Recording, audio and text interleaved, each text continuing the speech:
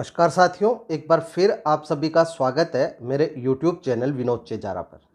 साथियों, आज के इस वीडियो में हम ये प्रोसेस जानेंगे कि वार्षिक कार्य मूल्यांकन प्रतिवेदन यानी APAR जो कि हमें 1 जुलाई 2023 से 30 जून 2024 तक की भरनी है, वो हम कैसे भरें। ये शैक्षिक कार्मिकों के लिए है। आप एप्लीकेशन है वो क्रिएट कैसे करें, ऑफिसर्स का चयन कैसे करें और फिर उसे सबमिट कैसे करें, पूरी प्रोसेस इस वीडियो में हम जानेंगे। इसके लिए हम चलते हैं हमारी स्टाफ विंडो पर और उसे लॉगिन कर लेते हैं। स्टाफ विंडो लॉगिन करने के बाद यहाँ आपको इधर बाईं ओर 3 लाइन पे जाना है और यहाँ आपको दूसरा ऑप्शन मिलेगा APAR का। जब आप यहाँ क्लिक करेंगे तो यहाँ पहला ऑप्शन है APAR डैशबोर्ड और दूसरा है APAR FAQ। यदि आपके APAR से संबंधित कोई समस्या है तो पहले आप APAR के FAQ फ्रिक्वेंटली आस्क्ड क्वेश्चन है वो पढ़ ले, हो सकता है आपकी समस्या का इसी में समाधान हो जाए।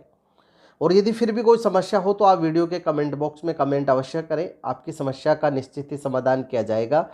APAR डैशबोर्ड पर अब हमें क्लिक करना है और यहाँ से हमें APAR भरनी है। यहाँ साथियों आप देख सकते हैं APAR के सेशन 20, 21, 21, 22, 22, 23 और 23, 24 यानी जब से APAR ऑनलाइन सबमिट होना शुरू हुआ है तब से लेकर सभी सेशन दिए गए हैं।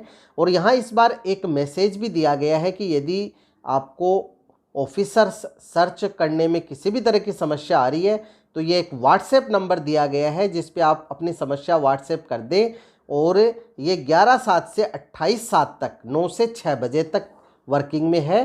तो यहाँ आप जो अपनी समस्या है निम्न प्रारूप में जो यहाँ बताई गई है बिंदु, इसी प्रारूप में भेजें, आपकी समस्या का समाधान हो जाएगा। अब हम यहाँ इस मैसेज पे ओके कर देते हैं। यहाँ ऊपर ही दाईं ओर अब आपको चेंज सेशन का ऑप्शन मिलता है। यहाँ आप क्लिक करके जो सेशन है उसे चेंज कर सकते हैं अगर आपने गलत चूज कर लिया हो। ऊपर आपको आपकी बेसिक डिटेल्स जैसे नाम, पद, मोबाइल नंबर आदि मिल जाएंगे। यहाँ है to preview log and forward download APAR application. तो यहाँ हमें क्या कार्य करना है, हमें सबसे पहले एप्लीकेशन भरनी है या हमने भर दी है और उसे एडिट करनी है। तो पहला ऑप्शन दिया है क्लिक टू फिल या एडिट न्यू APAR, इस पर हमें क्लिक करना है। यहाँ आप देख सकते हैं APAR सेशन 23-24 जो है आ गया है और इधर आपको एक ऑफिसर्स लिस्ट भी मिल जाएगी, यानी आपके रिपोर्टिंग, रिव्यूइंग और एक्सेप्टिंग ऑफिसर कौन है। अपने जो आपके ब्लॉक है या आपका संभाग है या आपका जो पूरा राज्य है तो उसमें आपको कौन से ऑफिसर को देखना है, यहाँ एक लिस्ट है तो अपने संभाग के अनुसार उस लिस्ट में आप देख लें। अगर आपको APAR का चैनल देखना है यानी कि आपको किसे APAR भेजनी है, जैसे आपके रिपोर्टिंग कौन है, रिव्यूइंग कौन है और एक्सेप्टिंग कौन है, तो आप यहाँ क्लिक करके PDF डाउनलोड करके ये भी जान सकते हैं। अब हमें सबसे पहला जो कार्य करना है वो है लोक सेवक का प्रकार। जैसे पहला ऑप्शन है मंत्रालयिक एवं अन्य अधीनस्थ कार्मिक, इनके लिए APAR वो प्रारंभ हो चुकी है जो 1 अप्रैल है। उसी से 1 अप्रैल से जो 30 अप्रैल है उन्हें ये भरनी थी। उसके बाद इनके लिए डेट भी बढ़ाई गई है, यदि नहीं भरी है तो आप भर दें। इसके बाद दूसरा ऑप्शन है तृतीय और द्वितीय श्रेणी श्रृंखला के शैक्षिक कार्मिक यानी 3rd ग्रेड टीचर और 2nd ग्रेड टीचर जो कि शैक्षिक कार्मिक है, वो ये ऑप्शन सेलेक्ट करें। इसके बाद अगला ऑप्शन है व्याख्याता, प्रधानाध्यापक और प्रधानाचार्य। व्याख्याता जो कि 1st ग्रेड है, प्रधानाध्यापक जो कि 1st ग्रेड यानी सेकेंडरी स्कूल में पहले ये होते थे, अभी नहीं है, और प्रधानाचार्य, उन्हें ये ऑप्शन सेलेक्ट करना है। और कार्यालय में कार्यरत शैक्षिक कार्मिक, जैसे कोई टीचर है और वो किसी ऑफिस में डेपुटेशन पे है, कार्य कर रहा है, तो वो ये ऑप्शन सेलेक्ट करके ये भरेंगे। तो यहाँ चूँकि मैं 2nd ग्रेड टीचर हूँ, मैं 2nd ऑप्शन है ये सेलेक्ट कर लेता हूँ। तो नीचे हम देखेंगे कि डेट सेलेक्ट करने के लिए ऑप्शन आ जाएगा। यहाँ आपका प्रेजेंटली जो वर्किंग प्लेस है वो दिखाया गया है। अब यहाँ साथियों दिया है प्रतिवेदन की दिनांक 1 जुलाई 23 से 30 जून 2024 शैक्षिक स्टाफ के लिए, और 1 अप्रैल 2023 से 31 मार्च 2024 मंत्रालय या अन्य कार्यालय में पदस्थापित जो शैक्षिक स्टाफ है उसके लिए। यानी कोई टीचर है और वो कार्यालय में डेपुटेशन पे है, पदस्थापित है, और उन्हें भी यही डेट 1 अप्रैल से 31 मार्च वाली सेलेक्ट करनी है। अब हम यहाँ कैलेंडर से फ्रॉम डेट सेलेक्ट कर लेते हैं। तो यहाँ हमें सिर्फ इतना ही कार्य करना है कि 2024 है, इसे 2023 करना है, और यहाँ जो मंथ है ये जो है जुलाई सेलेक्ट करना है और 1 पर सेलेक्ट कर देना है। तो यहाँ डेट आ जाएगी 1/7/2023। 1 जुलाई 2023 से ही हमें शुरुआत करनी है। इसके बाद टू डेट में 1 जुलाई 2023 से आप कब तक उस विद्यालय में रहे। जैसे मान लीजिए आपका प्रमोशन हो गया, आपका ट्रांसफ़र हो गया, तो आपको वही डेट यहाँ भरनी है। अब जैसे मान लीजिए कोई कार्मिक है, उसकी ज्वाइनिंग है 5 अक्टूबर की, तो उन्हें यहाँ जो डेट है वो डेट बननी है 4 अक्टूबर, 1/7/23 से 4 अक्टूबर 2023। आगे के ऑप्शन अभी हम देखेंगे। तो ये कैलेंडर से सेलेक्ट कर लेते हैं। तो यहाँ हम जो कैलेंडर पे क्लिक करते हैं तो यहाँ हमें जो जून का महीना 2024 आ जाती है, सीधी 30 पर क्लिक करके हमें सेलेक्ट कर लेना। अब हम देख रहे हैं 1/7/2023 से 30/6/2024 तक हमने सेलेक्ट कर लिया है, क्योंकि यहाँ मेरे किसी भी प्रकार का कोई अन्य ऑप्शन लागू नहीं है। अब यदि आपने कोई लंबी छुट्टियां ली है 15 दिन से अधिक की, 15 या 15 दिन से अधिक, तो वो भी आपको यहाँ फीडिंग करनी है इस पीरियड में आपने कौन सी छुट्टियां ली है। अब कई बार ये समस्या आ जाती है कि एक साल में तो हमने बहुत बार 15 दिन से अधिक की छुट्टी ली है, तो जो सबसे अधिक है वो 1 आप यहाँ फीडिंग कर दें। अब APAR इस पर क्लिक करते हैं तो यहाँ हमें 4 ऑप्शन मिलते हैं। पहला, APAR की प्रविष्टि की जानी है, तो यहाँ हमें प्रविष्टि करनी है, इसलिए हम यही ऑप्शन सेलेक्ट करेंगे। अब दूसरा ऑप्शन, जैसे अभी मैंने आपको बताया कि कोई कार्मिक है उसकी फर्स्ट ज्वाइनिंग है 5 अक्टूबर, तो उन्हें 1/7/23 से 4/10/2023 सेलेक्ट करना है, और यहाँ ऑप्शन सेलेक्ट करना है दूसरा, उक्त अवधि में लोक सेवक राजकीय सेवा में नहीं था, या फिर अगर वो किसी अन्य विभाग में थे और वहां से शिक्षा विभाग में आए हैं तो फिर तीसरा ऑप्शन उनके लिए है, उक्त अवधि में लोक सेवक अन्य सेवा में कार्यरत था। और अगर जैसे मान लीजिए 1 जुलाई से 15 अगस्त तक आप एक स्कूल में रहे, फिर आपका ट्रांसफर या प्रमोशन हो गया, तो यहाँ आपने किसी के भी अधीन 3 माह की सेवा नहीं की, यहाँ 1.5 माह की सेवा ही हुई। अगर 3 माह या 3 माह से अधिक की सेवा होती है तो ये आपको एप्लीकेशन क्रिएट करनी है। तो यहाँ हम चौथा ऑप्शन सेलेक्ट करते हैं, फिर किसी के अधीन न्यूनतम 3 माह सुपरविजन में सेवा नहीं। क्योंकि मेरे ऊपर पहला ऑप्शन लागू होता है, मैं पहला सेलेक्ट कर लेता हूँ, और फिर यहाँ राज्य अधीनस्थ शिक्षा सेवा कर्मचारियों के लिए ऑप्शन आ रहा है, एक ही आएगा, यहाँ ये आ गया है। अब पोस्ट है, यहाँ आपके एक ही आएगी। अब यहाँ पोस्टिंग प्लेस में आपके 2 या 3 आ सकते हैं, जहाँ जहाँ आप रहे हैं तो आपको वो सेलेक्ट करना। तो यहाँ हमने एक ही स्कूल में कार्य किया है, यहाँ हमने सेलेक्ट कर लिया है। अब इसे सेव कर देते हैं तो हमारी ये एप्लीकेशन है ये क्रिएट हो जाएगी, और यहाँ हम देखेंगे ये 1/7/23 से 30/6/24 तक की क्रिएट हो गई है। अब यदि जैसे मैंने आपको बताया कि आपकी नवनियुक्त है शिक्षक और ज्वाइनिंग है वो 5 अक्टूबर है या 10 अक्टूबर है, तो यहाँ अब आपको नीचे जो ऑप्शन है वो मिल जाता है। नीचे आपको ऑप्शन मिलेगा, जैसे आप यहाँ देख रहे हैं कोई ऑप्शन नहीं आया, लेकिन जब आप डेट बीच सेशन की सेलेक्ट करते हैं, जैसे 1/7/23 से 5/10/23 तक, तो फिर नीचे ऑप्शन आएगा, वहाँ आपको सेलेक्ट करना है 5 या जहाँ तक आपने सेलेक्ट कर लिया उससे अगली डेट। जैसे हमने 4 तक सेलेक्ट कर लिया तो 5 अक्टूबर 2023 से 30 जून 2024। अब यहाँ एप्लीकेशन आपके 2 भी हो सकती है, 3 भी हो सकती है। अधिकतम 3 माह की सेवा होती है तो 4 अधिकतम एप्लीकेशन क्रिएट हो सकती है। यहाँ हमारे एप्लीकेशन है एक ही भरी जाएगी। तो अब हमें क्रिएट APAR एप्लीकेशन पे क्लिक पे क्लिक करना है तो हमारी एप्लीकेशन वो क्रिएट हो जाएगी और अब हमें ऑफिसर्स का चुनाव करना है। यहाँ ओके कर देते हैं। अब हम देखते हैं यहाँ 1/7/23 से 30/6/24 तक की जो रिपोर्टिंग, रिव्यूइंग, एक्सेप्टिंग ऑफिसर है उनका चुनाव हमें यहाँ से करना है।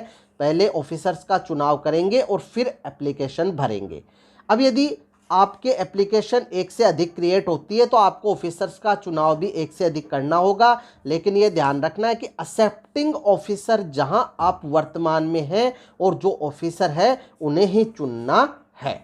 अब हम चूज ऑफिसर पे क्लिक करते हैं। मान लीजिए आपने एप्लीकेशन गलत क्रिएट कर ली तो यहाँ आप जो है एंटायर एप्लीकेशन डिलीट पे क्लिक करके इस एप्लीकेशन को डिलीट कर सकते हैं, या आपने ऑफिसर डिलीट जो है गलत चुनाव कर लिया तो ऑफिसर भी डिलीट कर सकते हैं। अगर ऑफिसर डिलीट नहीं हो तो आप पूरी एप्लीकेशन डिलीट कर दें और फिर दोबारा नए सिरे से भर लें।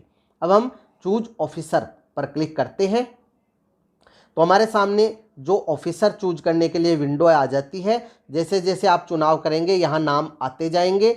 अब यहाँ हमें जो ऑप्शन मिलता है वो है वर्किंग।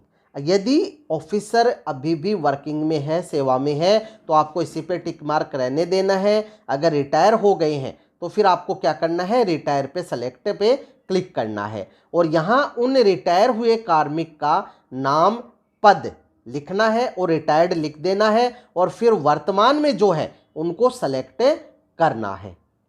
इसके बाद यदि डेथ हो गई है तो यहाँ ऑप्शन सेलेक्ट करना है और डेथ में भी आपको वही ऑप्शन मिलेगा, नाम, पद और डेथ लिखना है और वहाँ वर्तमान में जो है उनका चयन करना है। और अगर सस्पेंड है तो भी आपको यही ऑप्शन मिलता है, सस्पेंड का नाम, पद और ऑप्शन लिखना है और यहाँ सर्च करना है। अब हम यहाँ वर्किंग पे ही टिक मार्क रहने देते हैं क्योंकि हमारे जो ऑफिसर है वो वर्किंग में है। अब आपको सर्च करने के लिए 4 ऑप्शन मिलते हैं, स्टाफ आईडी से, एम्प्लॉय आईडी से, मोबाइल नंबर से और पोस्ट से। सबसे आसान है मोबाइल नंबर से, क्योंकि हम जिस भी व्हाट्सएप ग्रुप में जुड़े होते हैं वहाँ हमारे रिपोर्टिंग या रिव्यूइंग ऑफिसर वो भी जुड़े होते हैं, तो हमें उनके मोबाइल नंबर पता होते हैं और हम आसानी से इन्हें सर्च कर लेते हैं। लेकिन यदि फिर भी पता नहीं हो तो आप ऑफिसर्स लिस्ट से ये पता कर सकते हैं। अब हम यहाँ मोबाइल नंबर भरते हैं। यहाँ हमने मोबाइल नंबर भर दिए हैं और सर्च पर हमें क्लिक करना है। जब हम सर्च पे क्लिक करते हैं तो यहाँ नीचे अब हमारे जो नीचे बॉक्स है इस बॉक्स पे क्लिक करना है। तो बॉक्स पे क्लिक करते ही उनका जो है नाम वो आ जाएगा। तो साथियों हम देख रहे हैं यहाँ नो रिकॉर्ड फाउंड आ रहा है जब हमने मोबाइल नंबर से सर्च किया है। तो अब हम ऑफिसर्स लिस्ट से इनकी स्टाफ विंडो की आईडी देख लेते हैं और उससे भी सर्च करके देख लेते हैं। तो यह साथियों हमारे सामने एक समस्या आ सकती है कि जो हमारी रिपोर्टिंग ऑफिसर जैसे पीईओ या प्रिंसिपल है उनकी ऑफिसर्स लिस्ट में स्टाफ आईडी या एम्प्लॉय आईडी या उनका नाम नहीं है। तो एक बार हम पहले पोस्ट से सर्च करके देख लेते हैं और पोस्ट में यहाँ आपको जो है सबसे पहले तो डिस्ट्रिक्ट का चुनाव करना है। इसके बाद जो ब्लॉक है उस ब्लॉक का चुनाव करना है। इसके बाद करंट पोस्ट, तो प्रिंसिपल एंड इक्विवेलेंट जो है पोस्ट है वो आ जाएगी। यहाँ आप अल्फ़ाबेटिकल ऑर्डर में दिए गए हैं तो पी पे आके देख लें, ये यहाँ हमें मिल जाएगा प्रिंसिपल एंड इक्विवेलेंट। और अब हमें उनके मिनिमम 3 कैरेक्टर उनके नाम के लिखने हैं, वो लिख दे और यहाँ सर्च पर क्लिक करना है। तो सर्च पे क्लिक करने के बाद हम देखते हैं कि ऑफिसर है वो जो है सेलेक्ट होते हैं या नहीं। तो हम देखते हैं कि यहाँ ऑफिसर है वो आ गए हैं, तो हम इन्हें सेलेक्ट कर लेते हैं। अब जैसे ही हम ऑफिसर है उनको यहाँ से सेलेक्ट करके और फिर यहाँ हमें क्या करना है, इनकी डिटेल्स आ गई है, पदस्थापन, पोस्ट आदि आ गया है। यहाँ एक टिक मार्क लगाना है और सेव रिपोर्टिंग पर क्लिक करना है। तो रिपोर्टिंग ऑफिसर है हम देखते हैं यहाँ सेव हो गया है। अब हमें सेकंड है जो रिव्यूइंग ऑफिसर है उनका चुनाव करना है। तो ये भी वर्किंग में है, सेम कंडीशन है वो है। अब हम पहले मोबाइल नंबर से सेलेक्ट कर लेते हैं, अगर हो जाता है तो ठीक, नहीं तो हम फिर जो आईडी या पोस्ट है उससे सेलेक्ट कर लेंगे। तो यहाँ हमने मोबाइल नंबर भर दिए हैं और सर्च पे क्लिक करते हैं तो हम देखते हैं यहाँ जो है ऑफिसर है वो सर्च हो गए हैं। तो जैसे रिपोर्टिंग ऑफिसर नहीं हो रहे थे लेकिन रिव्यूइंग ऑफिसर वो हो गए हैं। अब इनकी डिटेल्स वो यहाँ आ जाएगी, कहाँ ये पद स्थापित है, इसे भी एक बार अच्छी तरह चेक कर ले। कई बार सेम नाम के दो व्यक्ति होते हैं तो हम गलत भी चूज कर लेते हैं। तो यहाँ हमें सेव रिपोर्टिंग ऑफिसर पे क्लिक करना है और इन्हें सेव करना है। तो अब ये रिव्यूइंग ऑफिसर भी सेव हो गए हैं। अब हमें जो एक्सेप्टिंग ऑफिसर है वो जो है वो चुनाव करना है, तो उसको भी हम जो है बाय मोबाइल नंबर सर्च कर लेते हैं। तो हम देख रहे हैं मोबाइल नंबर से ये सेलेक्ट हो गए हैं एक्सेप्टिंग ऑफिसर। अब हम इन्हें भी सेव कर देते हैं। इस तरह तीनों जो ऑफिसर हमने सेव है वो कर दिए हैं। यहाँ बॉक्स है, इसको क्लोज कर देते हैं। अब हम देखेंगे यहाँ हमारे रिपोर्टिंग, रिव्यूइंग और एक्सेप्टिंग ऑफिसर आ गए हैं। अब हमने जो है एप्लीकेशन में ऑफिसर चुन लिए हैं। अब हमें एप्लीकेशन भरनी है। यहाँ फिल एप्लीकेशन पे क्लिक करते हैं। यहाँ सबसे पहला जो भाग है वो रिपोर्टी के लिए है, ये हमें भरना है। और फिर हमारे जो अधिकारी है रिपोर्टिंग ऑफिसर वो यहाँ इस पर रिपोर्ट करेंगे।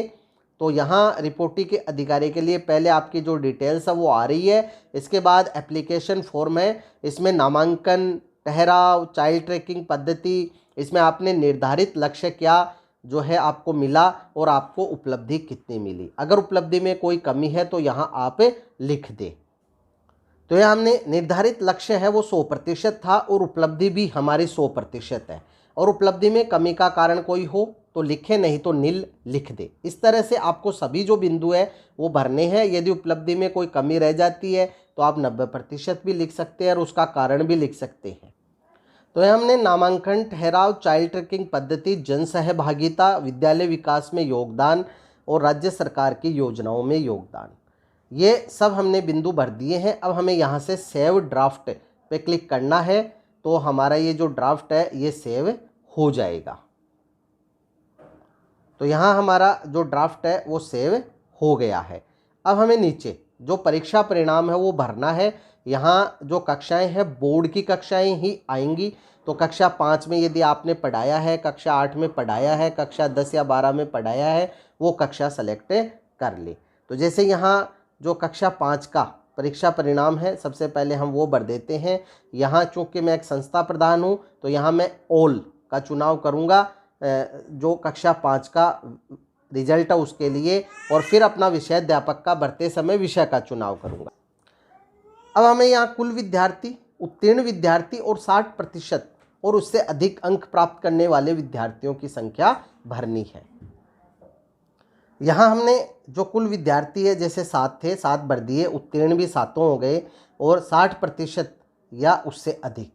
यहाँ चूँकि कक्षा 5 में ग्रेड आती है लेकिन सभी के ए ग्रेड है और ए ग्रेड का मतलब 86 से 100% है। तो ये हमने भर दिया है। अब हमें यहाँ सेव बटन पे क्लिक करना है और इसे सेव करना है। यहाँ हम देखेंगे सेव करते ही 100% परीक्षा परिणाम आ जाएगा। अब कक्षा 8 का जो संस्था प्रधान का परीक्षा परिणाम है वो मैं भर देता हूँ। यहाँ हमारे 9 विद्यार्थी है तो 9 संख्या भर देंगे और इसमें उत्तीर्ण, तो उत्तीर्ण सभी 9 हो गए हैं। और यहाँ जो 60% या उससे अधिक है वो 6 विद्यार्थी है, तो ये 6 लिख के और यहाँ सेव कर देते हैं। तो जो रिजल्ट है वो 100% आ गया है, क्योंकि 9 विद्यार्थी हैं, 9 पास हो गए तो 100% आ गया। अब जैसे आपने जो विषय पढ़ाया है, जैसे कक्षा 8 में मैंने विज्ञान विषय पढ़ाया है तो हमें वो विषय सेलेक्ट करना है उसी कक्षा का, और यहाँ अपना जो परीक्षा परिणाम है वो भी भरना है।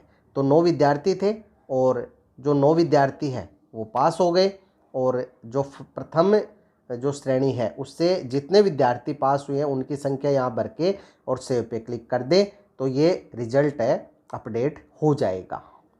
यहाँ अगर आपने रिजल्ट भरने में कोई गलती कर दी है तो यहाँ से डिलीट करके और दोबारा भर दे। अब है अन्य शैक्षणिक उपलब्धियों का उल्लेख। जैसे आपने कोई लेख लिखा हो, शोध पत्र लिखा हो, पत्र वाचन किया हो, अध्यापन प्रतियोगिताओं में भाग लिया हो, या आपको कोई अन्य कोई पुरस्कार मिला है तो वो यहाँ लिख दें, और नहीं मिला तो आप यहाँ नील भर दें। इसके बाद वर्ष के दौरान प्राप्त प्रशिक्षण का विवरण, तो आपने जो भी ट्रेनिंग की है वो यहाँ भर दें। जैसे यहाँ हमने एक ट्रेनिंग ली थी गुड टच बैड टच की, 1 दिन की थी, और यहाँ हमें गुड टच बैड टच के बारे में नॉलेज प्राप्त हुई, तो ये हमने भर दिया है और यहाँ सेव कर दिया। इसी तरह अन्य कोई ट्रेनिंग है तो वो भी आप यहाँ लिख दें। तो यहाँ हमने दूसरी जो ट्रेनिंग है वो भी इसी तरह भर दी है और इसे भी सेव कर देते हैं। तो यहाँ इसी तरह आप जो भी ट्रेनिंग है वो यहाँ भर दें और सेव कर दें। तो यहाँ साथियों हमने सभी ट्रेनिंग सेव कर दी है। अब अंतिम बिंदु है प्रतिवेदित अधिकारी द्वारा किए गए विशेष कार्यों का संक्षिप्त विवरण 250 शब्दों से अधिक न हो। यानी आपने क्या क्या कार्य किए हैं पिछले शैक्षिक सत्र में, जैसे नामांकन है, स्कॉलरशिप का है, खेलकूद का है, आपके पास जो भी प्रभार हो उनसे संबंधित, या आपने कोई सह शैक्षणिक गतिविधियां करवाई हो, तो वो सभी कार्य आपको यहाँ लिखने हैं। तो यहाँ साथियों हमने सभी जो नाम है वो नाम लिख दिए हैं, जैसे student enrolment, sports activities, cocurricular activities, educational activities, plantation, cultural activities, आप जो भी कार्य करते हैं वो यहाँ लिख दें और उसके बाद आपको यहाँ से सबमिट करना है। सबमिट जब ये एप्लीकेशन हो जाती है तो यहाँ नीचे जो फॉर फिनिश, तो यहाँ साइट लॉग आउट हो गई थी, हम दोबारा से यहाँ फिल पे जो है क्लिक करते। साइट अगर स्लो हो तो आप ओपन होने का वेट करें। अब यहाँ फिल एप्लीकेशन पे क्लिक करना है। तो यहाँ हमने दोबारा से ये भरे हैं, क्योंकि यहाँ कॉपी पेस्ट नहीं होता है, इसलिए हमें दोबारा ये मेहनत करनी होगी, भरना होगा। यहाँ अगर कोई बिंदु छूट गया है तो वो आपके सामने आ जाएगा और फिर आप इसे सबमिट कर दें। बाकी सब ने हमने जो भरकर सेव कर दिया था तो वो सेव रहेगा डाटा, इसलिए आपको यहाँ कोई दिक्कत नहीं होगी। अब यहाँ एप्लीकेशन है वो सबमिट हो गई है। एप्लीकेशन को फिनिश एंड लॉक करने से पहले एक बार अच्छी तरह चेक कर ले, कोई भाग रह तो नहीं गया है, कोई गलत तो नहीं है। अगर सही है तो फिर आप इस पर क्लिक करें, नीली जो लाइन या बटन दिया गया है for finish and lock APAR, और यहाँ से इसे फिनिश करके लॉक कर दे। अब यहाँ से पेज है वो बाहर आ जाएगा। अब हमें OTP द्वारा इसे जो है आगे फॉरवर्ड करना है। तो यहाँ हम देखेंगे हमने एप्लीकेशन भर दी है, तो यहाँ प्रीव्यू का बटन आ गया है। इस प्रीव्यू वाले बटन से आप यहाँ से इसको डाउनलोड भी कर सकते हैं, इसे देख सकते हैं, और देखने के बाद आप इसे लॉक एंड फॉरवर्ड एप्लीकेशन पे क्लिक करके और आगे फॉरवर्ड करें। पहले हम इसका प्रीव्यू देख लेते हैं। तो प्रीव्यू पे क्लिक करते हैं। तो यहाँ प्रीव्यू पे क्लिक करने पर एप्लीकेशन है वो हमारे जो है डाउनलोड है वो हो जाती है। यहाँ से हम इसे ओपन करेंगे तो यहाँ आपके सामने ये समस्या नहीं आएगी कि इसका प्रिंट कैसे लें। अब हम इसे लॉक एंड फॉरवर्ड एप्लीकेशन पे क्लिक करते हैं और OTP द्वारा इसे फॉरवर्ड कर देते हैं।